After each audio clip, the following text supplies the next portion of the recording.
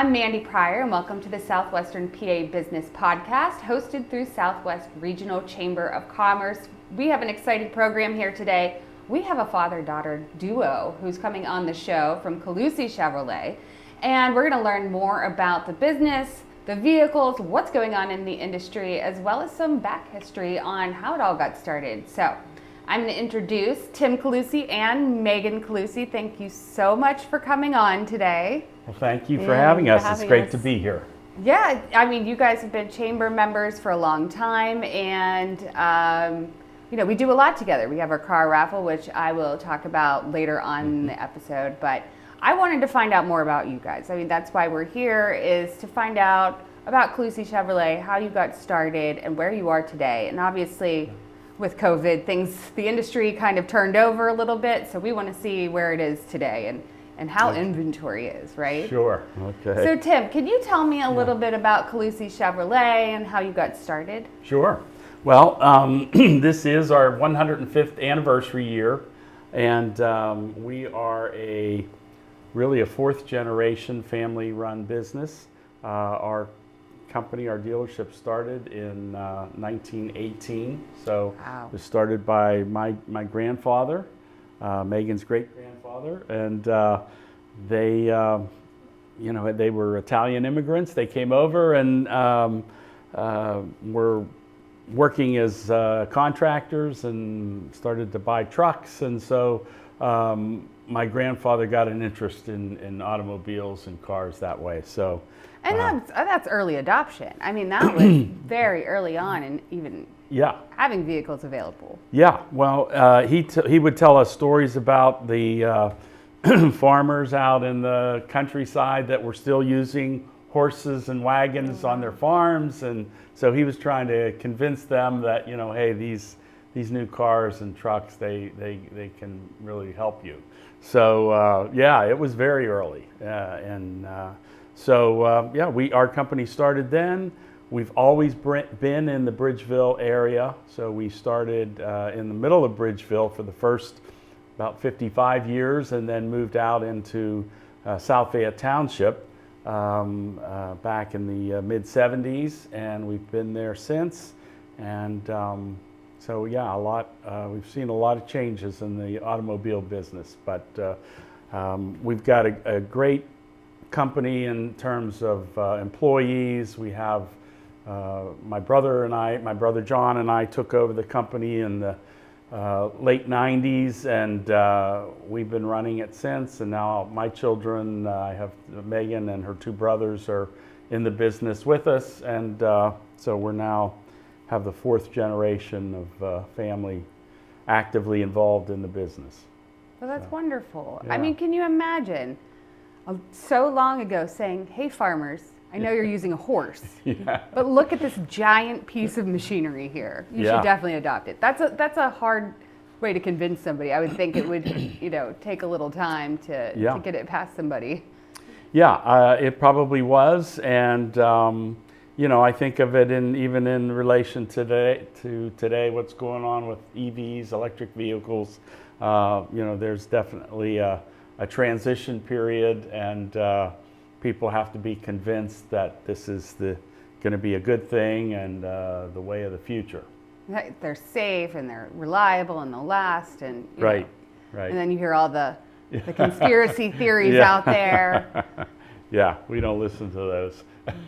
And so, in your time with Colussy, what have you seen transition? What have you seen change in the industry over the past? You said, I don't know what year you got started. Yeah, well, in my era, there's been a lot of changes. Obviously, just the number of vehicles that are in the marketplace today has increased more than it did in the past. The truck SUV market has become the dominant part of the market right now. My early days, it was all about cars. So, people really were not, we didn't have the offerings of the SUVs or crossovers that we do today. So that's been a big transition. And then, at where we are today in terms of just this entering into this electric vehicle world. It's coming. It's not being, it's not here totally here yet, but it is definitely coming into the marketplace. Well, I always said the big transition in SUVs with Jurassic Park.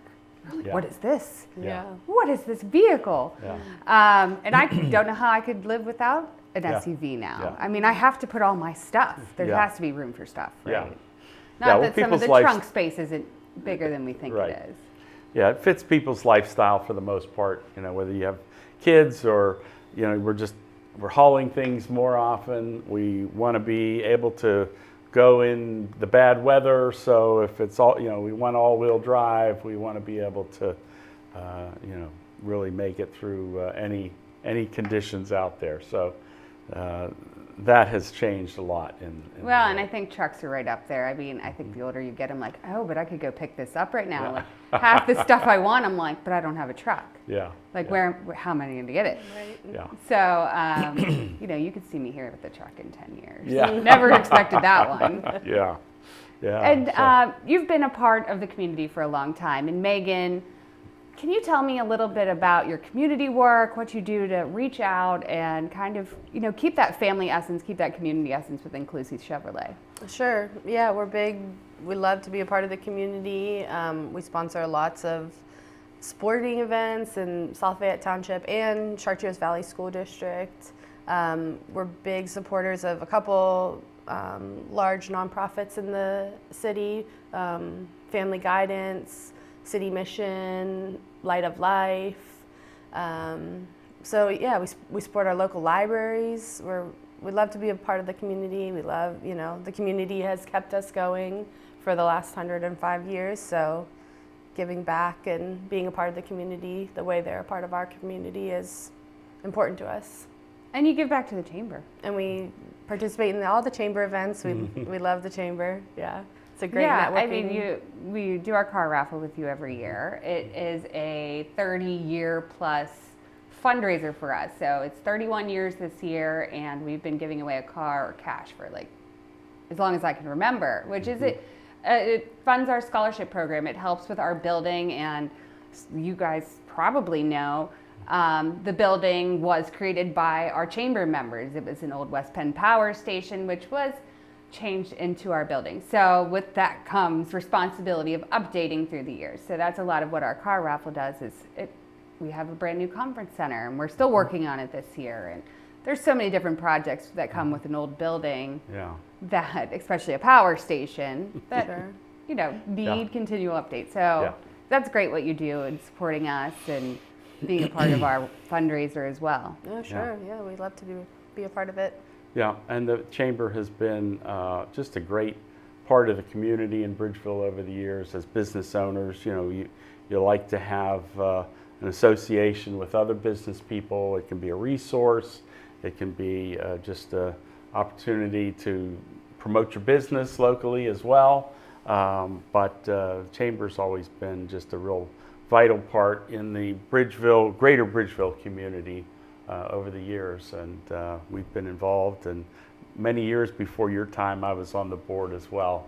Were you? About the time when the power station was being purchased, or we didn't purchase it. It actually was donated by West Penn Power. So there was a lot of hands in that project. There was. I mean, that was a big undertaking. We didn't have a second floor. Right. You had to create a floor. Yeah. Which is now our conference room Yeah. and kitchenette. Yeah. So thank you for your Yes. help in that. I don't know where we'd be. Yeah. Literally, I don't know where we'd be if we didn't have our little building. Yeah. And a lot of local contractors, as you know, participated in that renovation of that building, and a lot of volunteer labor, and it was great to see. Yeah, we're coming up on the 20-year mark, 21 years now of the building being handed over to the chamber and all of the work. So, I mean, people donated lumber, they donated fixtures, they donated plumbing. It was a huge undertaking. Yeah. I think it was over 25 of you. So that community spirit, that's what I've tried to keep within the Chamber of Commerce, is how can we work together? Partnerships are big. How can you partner with another company to help drive your business and drive theirs as well? And I think the more people think that way, instead of just saying, I want to make a sale today, I think you're going to see an explosion in their business rather than saying, here, I'm an individual, I want to make you a sale. So I try to reiterate that as much as possible because people have certain goals they need to achieve at their work. So I understand where they're coming from. Yeah. Scope out the big picture. Yes. Yeah. And so what about the industry now? So COVID happened, inventory went way down. There was stuff on barges and things got upset. So where is it today that you've seen? Yeah, so things have definitely been slowly improving since the pandemic, and over the last year especially. There are still some supply chain issues. Shipping is not as robust as we would like it, so we wait a little longer for vehicles to arrive in some parts, but much better. Production is almost back to normal levels, and so we have inventory and not as much as we used to, but we know what's coming, and so in a lot of cases we're able to tell our customers, hey, here's what's in the pipeline. You're in the market for a new Trailblazer. Here's a dozen that are on their way. You pick the color, we'll reserve it for you, and it's theirs when it's it comes like Amazon in. shopping now, It's a little bit. It's changing in that respect. Yeah, that's true. So yes, there's that part of the business is changed a little bit, but things have definitely improved from just a supply chain issue in terms of the number of vehicles that we're able to get. So that's improving, and then we are starting to see the electric vehicle market starting to arrive. I mean, it has been here in the U.S. for a number of years, but we currently have our Chevrolet Bolt, which is really one of the most affordable all-electric vehicles out there. It's one of the few that is priced under $30,000. So we sell every one we can get, so that's a great little vehicle coming into the market. But then we are in the process of Chevrolet is introducing the electric Blazer. Oh. So we'll have a Blazer EV, and those are arriving probably within the next month to 2 months. And then after that, we'll have our electric Silverado pickup as an offering, and then sometime next year, the Equinox will be available as an electric vehicle. So we'll have a nice kind of array of electric vehicles available. But we also, Chevrolet's, I think, going into the market very smartly in that they are continuing. They know most people are still wanting what we call an ICE vehicle, internal combustion engine, so gasoline-powered car. And I'm glad you explained that. Yeah. Fueled by ICE. This there's is new, a lot of revolutionary. Yeah, a lot of acronyms out there, but it is it's coming, and yet we know that a lot of people, in fact, still the majority of people, want a gasoline-powered car. So Chevrolet continues to offer. They have new offerings coming out. There are new things in the pipeline, even with the gasoline-powered cars that are coming. So those that are worried that, I'm never going to, they're going to force me into this. I don't think we're going to see that anytime soon. What's the vehicle that's the most fun that you sell? Well, obviously what we call our halo vehicle for Chevrolet is the Corvette. So the Corvette has been redesigned in the last 3 years, and it truly is one of the most exciting cars in the market. And, Megan, have you driven a Corvette before? I have. Yeah. I have. Yeah. They're fun. I think I learned to drive standard on a Corvette. Yeah. Believe Wow. it or not. Yeah. Did your parking test parallel park your Corvette? Yeah. But speaking of Corvette, Chevrolet will also be introducing what we're calling the E-Ray version of the Corvette. So it will be not a fully electric vehicle, but a hybrid. It has an onboard electric motor that will help power the car. It's going to be absolutely amazing in terms of the power and the increased fuel economy that it will get. So we've got a lot of our Corvette customers that are very excited about that, and they know it's coming soon. That's exciting. Yeah. Yeah, these electric vehicles, I mean, it's different hearing them when you're out and you kind of hear that little buzz. What is that? They're so quiet. Yeah. But they're fun, and I think they're, I'm always like not an early adopter. I'm always later down the chain. So I like to see what happens and what people start to buy. And I think once people start seeing other people, and I have noticed a big increase in electric vehicles as of recent. Yeah. Do you think that's going to be an industry standard? Like, do you think 20 years down the road, it'll all be electric or hybrid or? I think that's to be determined yet, but I do think that the way that the manufacturers and even the government is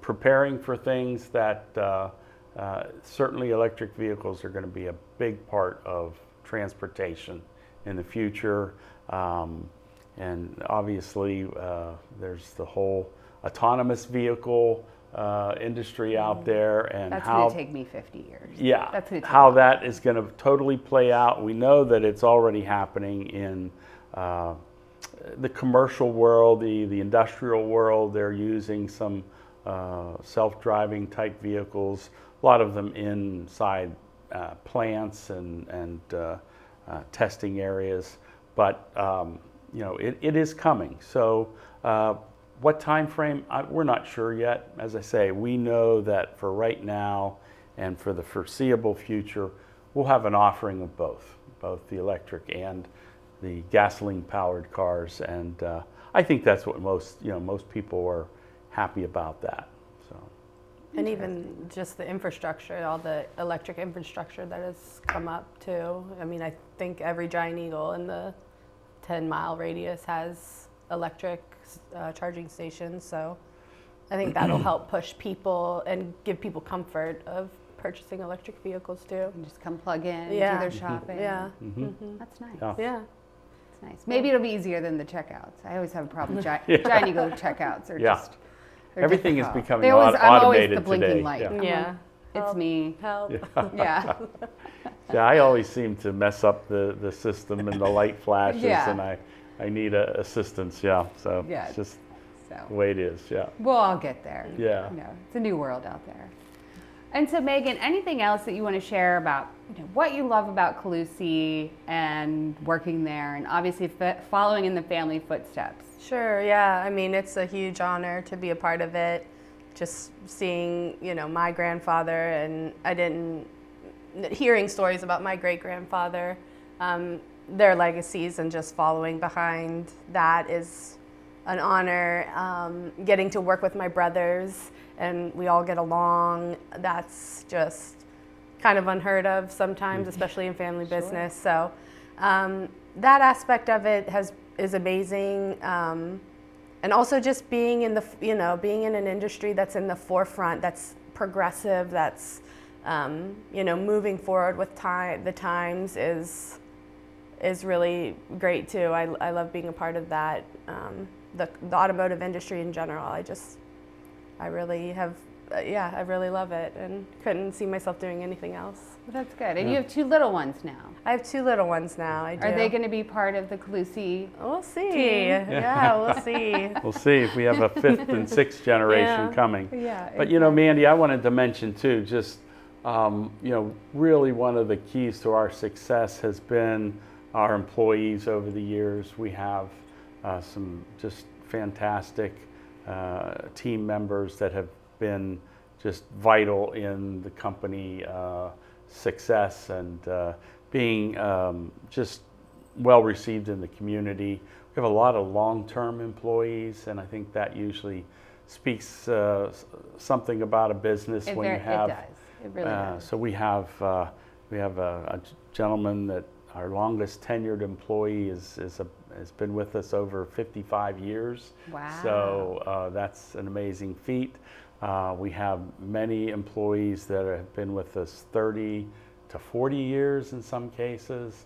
And then, we have a lot of people in our service fix operation and have been with us 10 to 20 years. So that's, as you mentioned, that's kind of unheard of in some respects. So that is really a key to our success, is just having really good employees that enjoy their work, enjoy working for the company and being part of our team. And we really focus on that, on being really together on what we're doing, focusing on our customers. And obviously, we have to do a lot of training, so our technicians are constantly in training that Chevrolet provides for them about all of the new things that are being offered in cars today, which is pretty incredible, some of the new features and the electronics that is involved. So Well, and it's been a long time of doing it one way, so now it's this whole new thing. So yeah, yeah. we're all evolving. Yes, we are in many industries. In addition to the automobile business, yeah. So, but yeah, so it's really has been the key to our success. We've been blessed with just some really great people working for us. That's wonderful. And a family-owned business and a long-run business, I think it's so good for our community to say, we're not just here for a little bit. We're not just popping in to start our business and take off and go somewhere else. So it's nice that you're here. You'll probably be here for a long time, and you've been here for a long time. So thank you, and thanks for running a great business in our area. Thank you. Thank you. You're welcome. All right, so we have a car raffle, as we mentioned, at Colussy Chevrolet coming up on September 28th, and that is at 5 p.m. Tickets are available at southwestregionalchamber.com.org. I apologize. And you can grab tickets. It's a great fundraiser. We're going to have Chick-fil-A, who's our sponsor this year, and all kinds of fun games and stuff that'll take place. So come over, 5 p.m. Colussy Chevrolet on September 28th if you want to participate in our fundraiser. And thank you so much to Tim and Megan for coming on today and sharing their story. I think it's the story that makes all the difference when it comes to our local businesses. So this is the Southwestern PA Business Podcast. I'm Mandy Pryor, and thanks for tuning in.